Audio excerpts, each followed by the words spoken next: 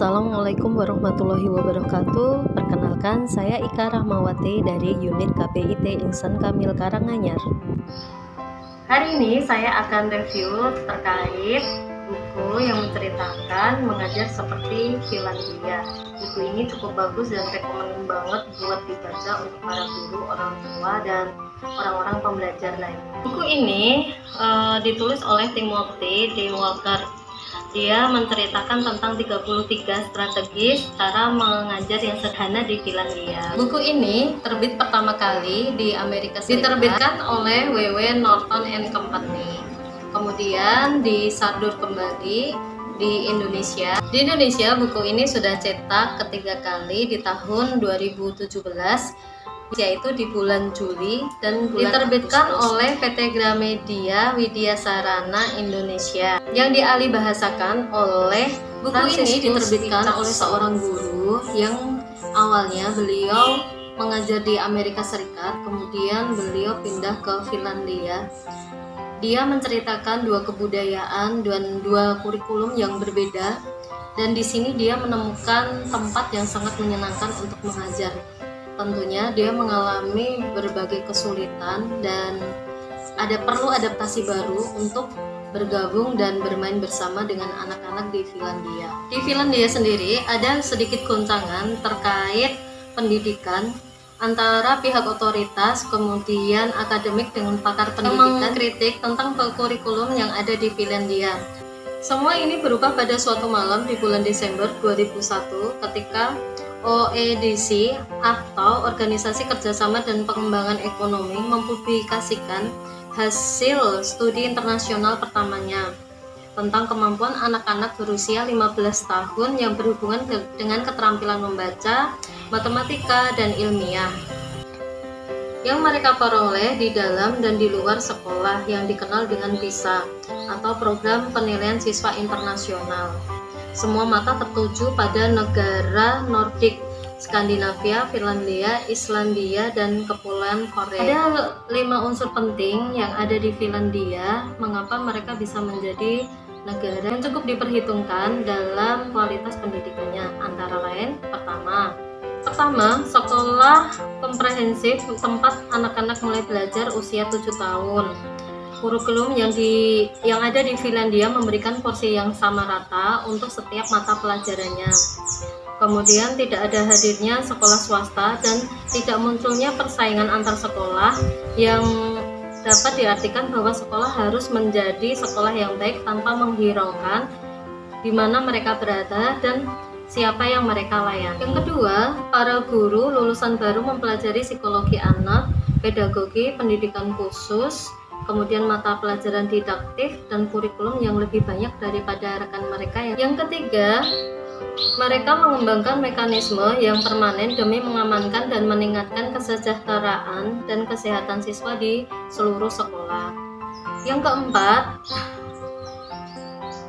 kepemimpinan pendidikan di level tengah, contohnya sekolah dan distrik setempat, harus berada di tangan pendidik yang berpengalaman dan berkualitas. Kelima, para siswa ketika berada di luar sekolah memainkan bagian yang sangat penting dan signifikan sebagai variasi pembelajaran di luar sekolah. Misalnya mereka memiliki hobi yang mereka lakukan ketika berada di luar sekolah. Pada awalnya, Tuan Timothy ini mengajar di sekolah di Amerika Serikat. Kemudian dia mengalami kelelahan saat mengajar sampai dia pingsan. Dia mempersiapkan agenda untuk pembelajarannya. Dia tidak memiliki waktu untuk istirahat untuk dirinya sendiri dan dia merasa sangat kelelahan menghadapi para siswa dan pekerjaannya saat di sekolah. Setelah dia berkonsultasi dengan istrinya, kemudian dia memutuskan untuk pindah ke Finlandia, dan di Finlandia ini untuk memulai pekerjaan baru sebagai seorang guru dia memerlukan adaptasi yang cukup lama. Setelah dia mengambil cuti dan berdiskusi panjang dengan istrinya menyarankan untuk pindah ke Finlandia. Kemudian di Finlandia ini beliau menetap bersama istrinya di sana dan dia memutuskan untuk kembali lagi mengajar di sekolah baru. Di sekolah baru ini, beliau cukup beradaptasi karena perbedaan kultur antara di Amerika dan di Finlandia. Setelah mengajar di Finlandia selama hampir 2 tahun, akhirnya beliau bisa menemukan strategi mengajar. Ada 33 yang cukup menyenangkan, dan ini ilmu baru bagi dia dan dibagikan di buku ini. Dan di sini saya akan menyampaikan beberapa hal. Yang pertama adalah kesejahteraan. Artinya apa? Guru itu memerlukan waktu untuk dirinya sendiri untuk istirahat, bukan bekerja dari pagi sampai sore, tidak ada waktu untuk istirahat. Karena ketika jiwa kita mengalami rasa lelah dan capek, maka kita tidak akan bisa mengajar dengan optimal. Yang kedua adalah jadwal istirahat otak. Jadi 1 jam pelajaran itu 45 menit mereka melakukan tatap muka, yang 15 menit mereka istirahat. Jadi anak-anak memiliki waktu untuk refresh kembali. Yang ketiga yaitu belajar sambil bergerak. Jadi ketika anak-anak sudah mengalami masa yang sangat membosankan atau sangat menyenangkan, Anda sebagai guru bisa melakukan permainan yang menyenangkan dengan mereka, seperti ice breaking, misalkan melompat, menari, atau membuat pembelajaran yang lebih menyenangkan. Yang selanjutnya yaitu recess sepulang sekolah. Tuan Walker ini berpikir jika dia sepulang sekolah itu harus menyelesaikan semua administrasi sampai sore, kemudian membawa semua pekerjaan sampai pulang ke rumah dan kembali lagi bekerja di pagi hari. Ternyata semua itu tidak dilakukan oleh guru-guru di Finlandia. Ketika mereka pulang sekolah, mereka benar-benar fresh, mereka bermain dengan anak, mereka meluangkan waktu benar-benar untuk dirinya dan keluarga. Sehingga ketika kembali ke sekolah lagi, mereka dalam keadaan full. Yang selanjutnya yaitu menyederhanakan ruang. Jadi di ruang kelas itu tidak terlalu banyak hiasan dinding, tidak terlalu banyak hal-hal yang ditempel. Karena terlalu banyak hiasan yang menempel di dinding itu akan mengurangi fokus anak. Yang selanjutnya yaitu menghirup udara segar.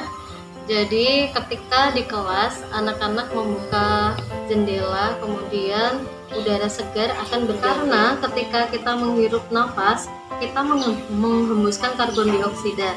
Dan jika kadar karbon dioksida menjadi sangat tinggi di dalam kelas, bisa menghentikan pembelajaran karena fokus anak kurang, kemudian mereka lebih mudah merasa lelah. Selanjutnya yaitu masuk ke alam liar.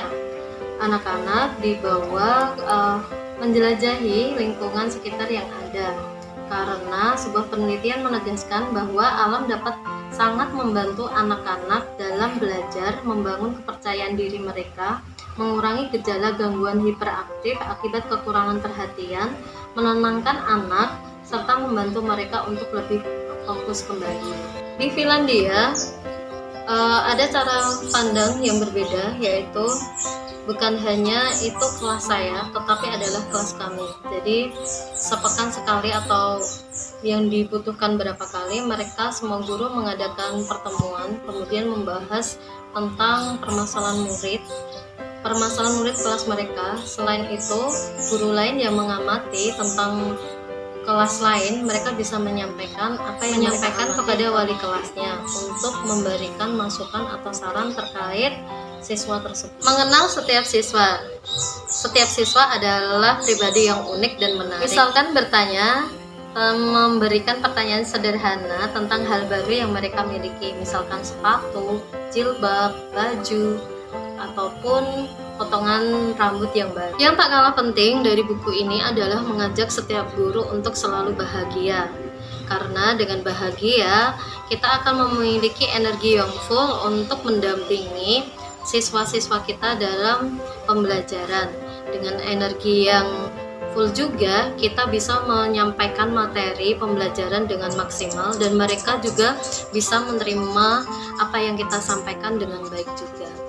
Sekian dari saya tentang referensi buku Mengajar Seperti Finlandia. Harapannya semoga guru-guru mengaplikasikan apa yang ada di buku ini. Karena membaca buku ini bagi saya seperti novel, dan di dalamnya banyak pengalaman yang luar biasa yang dapat kita terapkan di dalam kehidupan kita sehari-hari. Semoga apa yang saya sampaikan ini bermanfaat dan terima kasih banyak. Wassalamualaikum warahmatullahi wabarakatuh. Waalaikumsalam warahmatullahi wabarakatuh.